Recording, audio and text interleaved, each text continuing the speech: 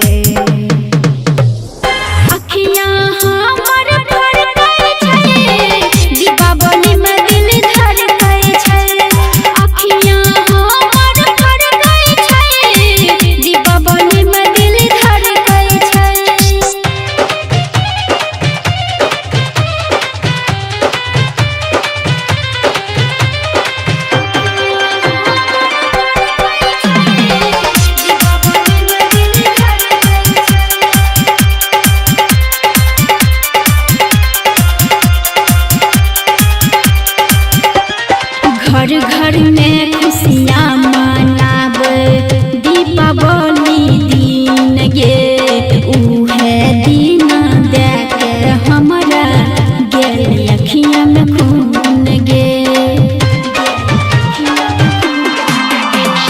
घर घर में खुशियाँ मनाब दीपावली दिन गे उहे दिन देख हमरा गेल अखियाँ में खून गे। जनुआ बिना दिलवा के ना, जनुआ बिना दिलवा के ना रहतई हमर सुकून में। अखियाँ हमर धड़कै छै दीपावली में दिल धड़कै छै। अखियाँ हमर धड़कै छै दिलवा ओकर ले धड़कै छै।